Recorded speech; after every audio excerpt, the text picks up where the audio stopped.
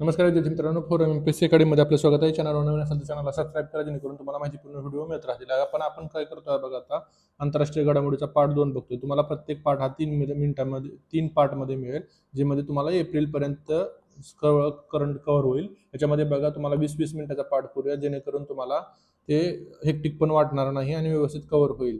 हे लक्षात ठेवा. हेक्टिक वाटू नये, नाहीतर मी एक तासभर सलग लेक्चर घ्यायचो आणि ते तुमचं कॉन्सन्ट्रेशन राहत पण नाही आणि ते मधून हे करावं लागतं. हे तुमच्याच रिकमेंडेशननुसार आपण करतोय अशा गोष्टी. बघा, थायलंडनं काय केलेलं आहे, समलिंगी विवाहाला मान्यता देणारा आग्नेय आशियातील पहिला देश आहे आणि आशियातील तिसरा ठरलेला आहे. हे लक्षात ठेवा, आग्नेय आशियातील पहिला आहे आणि आशियातील तिसरा देश आहे.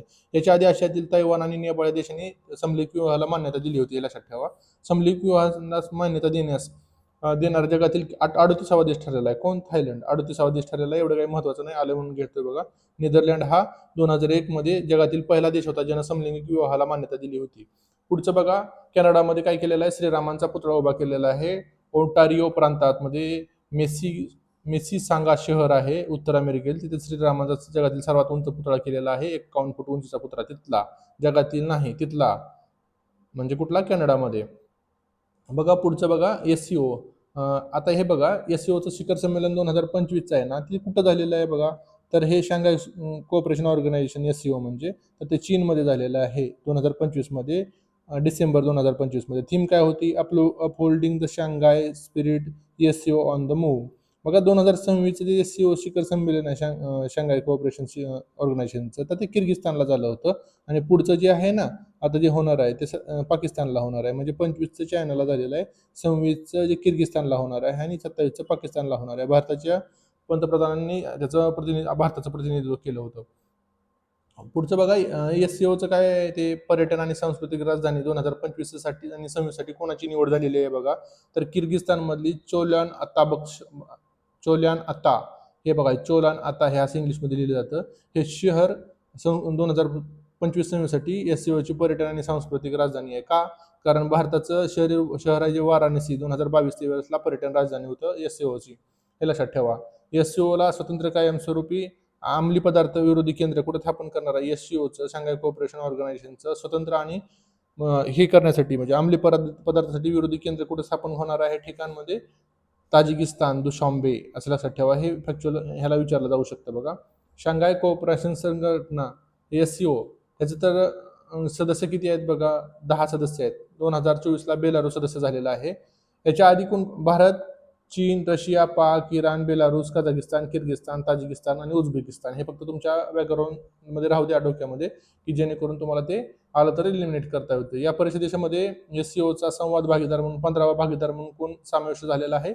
लाओस हे सामीलदार झालेलं आहे. लक्षात ठेवा. कॉमनवेल्थ ऑफ इंडिपेंडन्स स्टेट मध्ये निरीक्षकाचा दर्जा मिळणारी पहिली संस्था आहे. कोण?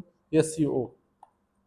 एससीओला कॉमनवेल्थच्या ह्याच्यामध्ये निरीक्षकाचा दर्जा मिळणारी पहिली संस्था आहे शांघाय कोऑपरेशन ऑर्गनायझेशन. आणि विकास धोरण आहे ना, त्यांनी 10 वर्षासाठी 2026 ते 35 साठी जाहीर केलेलं आहे शांघाय कोऑपरेशन ऑर्गनायझेशननं.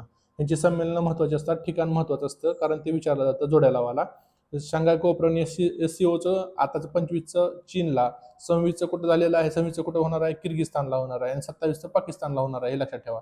आता आपण काय बघितलं होतं 2 मिनिटापूर्वी बघा, तर कुणी थायलंडने हे केलेलं आहे, समलिंगी विवाहाला मान्यता दिलेली आहे. तर लगेच तिथं कॉन्ट्रोवर्शियल न्यूज आहे लगेच. बुर्किना फासो हा आफ्रिकन कंट्री आहे. यांनी म्हणजे समलैंगिक विवाहाला बंदी घातलेली आहे आणि ती तसं करणं क्राईम आहे. 2 ते 5 वर्षात तुरुंगवास होणार आहे. हे लक्षात ठेवा. आफ्रिकन कंट्री आणि ही कुठली कंट्री आहे बघा, थायलंड कुठली कंट्री आहे, ह्याच्यानुसार ते तुम्हाला कळून जातं की विचारातला कसा फरक असतो ते.